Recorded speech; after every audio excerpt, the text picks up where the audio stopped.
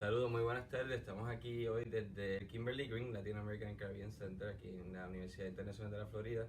Estoy aquí con el Dr. Cruz, experto en estudios migratorios y director de investigación de aquí del Kimberly Green Latin American Caribbean Center. Y estoy aquí con el profesor Juan Gómez, de taller de inmigración y derechos humanos de la Escuela de Derecho de aquí de FIU también.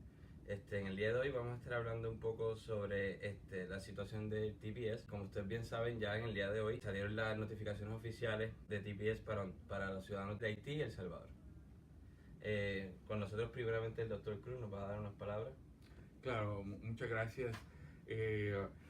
Sí, vamos a hablar del TPS, del TPS, que es básicamente el estatus de protección temporal que han tenido salvadoreños, haitianos, nicaragüenses y hondureños. En las últimas semanas el gobierno de los Estados Unidos ha decidido terminar con ese estatus de protección para los ciudadanos de Nicaragua, Haití y El Salvador.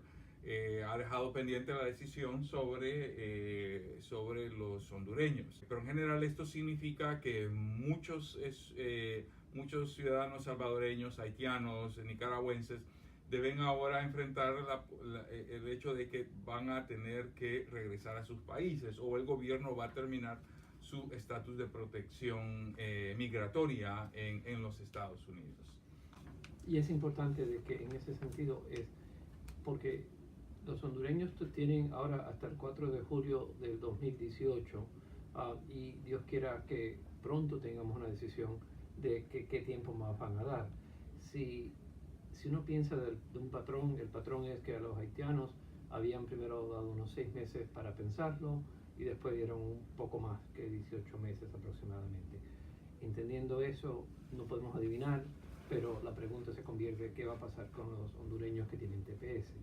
Entendiendo la situación es más problemática en una forma cotidiana, se puede decir, porque eso impacta a personas que tienen que tener sus licencias para conducir, impacta los empleadores, y aunque hay mecanismos dentro de los anuncios para poder obtener una licencia para X días, por ejemplo 180 días o hasta el 4 de julio en uno de los casos de los hondureños, el problema viene siendo la forma práctica de que si el público de verdad está informado y si va a tener problemas en conseguir la licencia, si va a tener problemas con el seguro del carro, la registración del carro, todo lo que uno pueda pensar como empleador y los beneficios. Todo esto son problemas de que esto crea una instabilidad increíble, crea pánico también en la comunidad y es algo que no tiene sentido.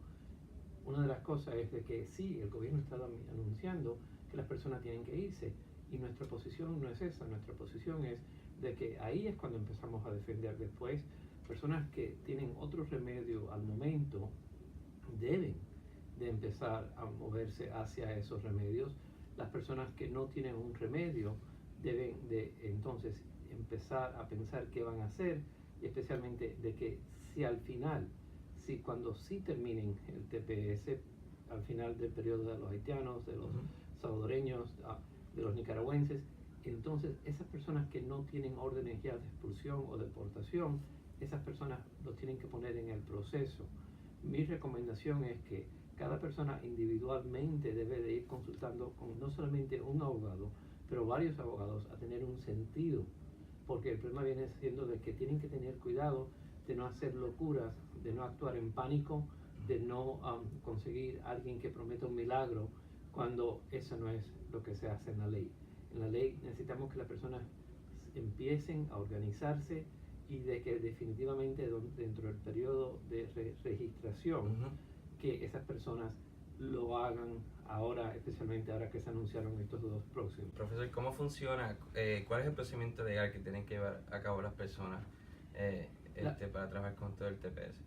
Normalmente son dos formularios, el 821 y el 765. El I-765 es para el permiso de trabajo, el 821 es para el TPS. Es importantísimo que las personas entiendan de que esto no es para las personas que no han aplicado antes.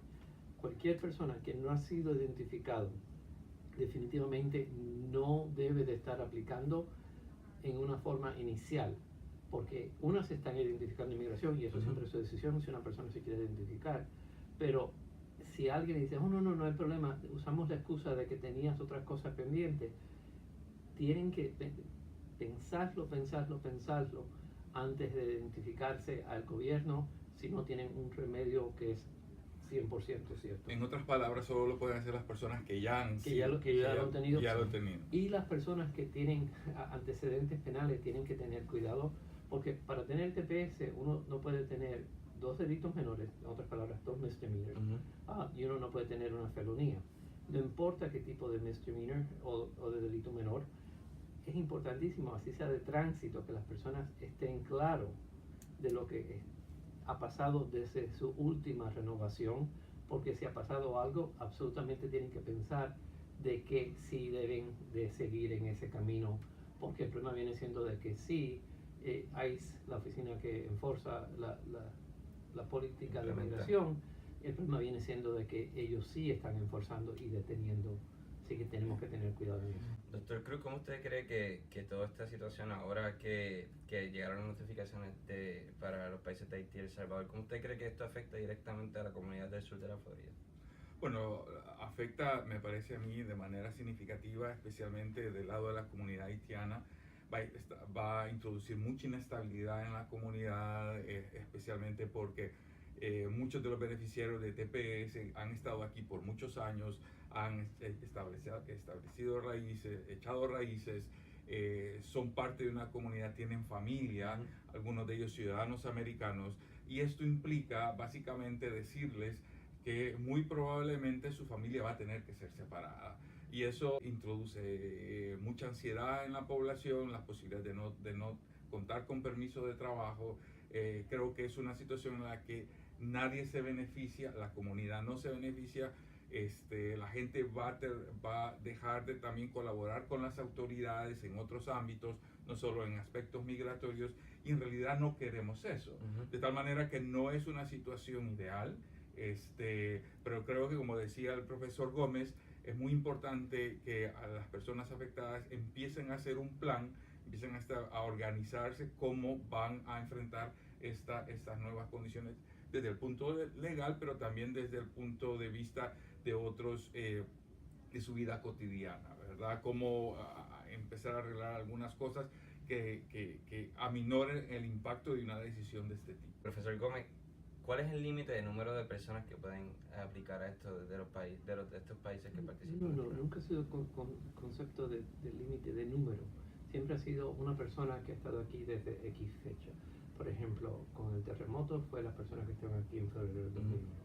Inicialmente con el terremoto de Haití en el 2010, lo que hicieron es que agrandaron el periodo hasta las personas que llegaron en enero del 2011, porque hubo un año que hubo un programa básicamente de tenemos que sacar a ciertas personas y esas personas de pronto los mismos oficiales del gobierno de los Estados Unidos los había traído y no había un mecanismo para estabilizar el estatus de ellos. El problema viene siendo de que, y la idea del TPS es importantísima, que las personas entiendan de que aunque la extrema derecha dice que no es temporal, entendiendo de que las personas se creen que las cosas, los remedios son inmediatos.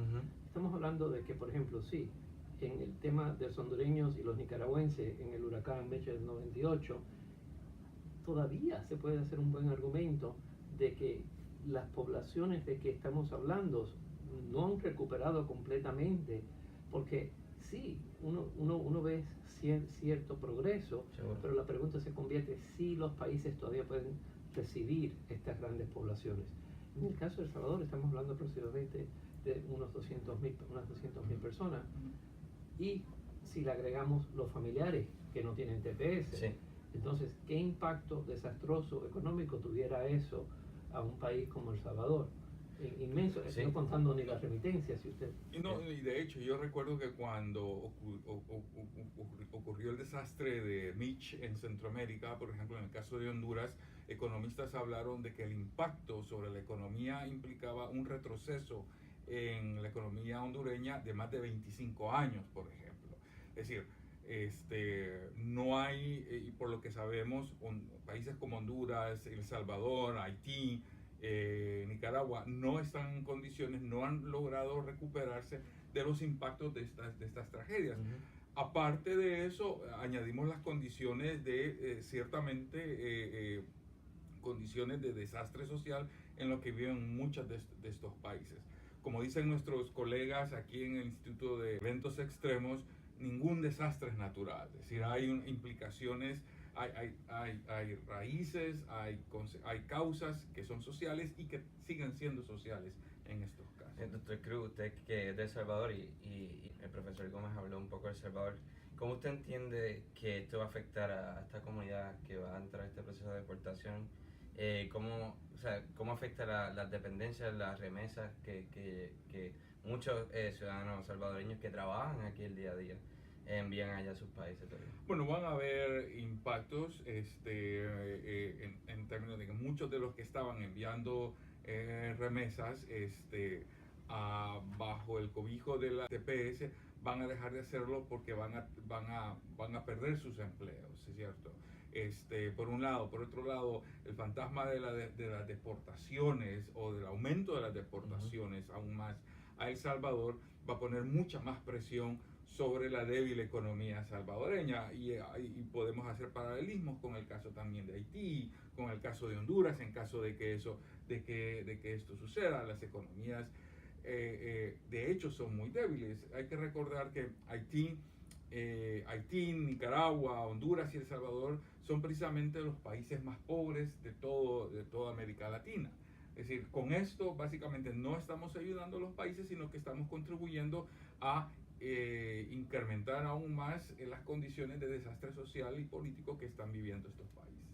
Una de las cosas que tenemos que pensar en este sentido es importantísimo que estamos creando instabilidad aquí en los Estados Unidos, creando instabilidad en los países de que estamos hablando, de no solamente las personas que estuvieran regresando, pero también la economía.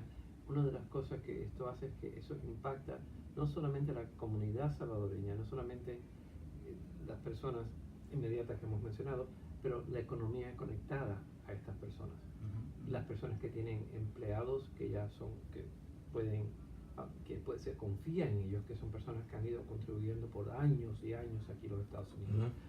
Y esas empresas que pierden empleados, esas empresas que los dueños son salvadoreños, de pronto se encuentran en una situación de instabilidad, y lo que uno no quiere en negocio, en el comercio, es instabilidad. Sí, y con esto concluimos, y ahí usted trae algo muy importante: ¿cómo se afecta la economía del sur de la Florida con la deportación masiva de estos ciudadanos latinoamericanos de aquí de la Florida?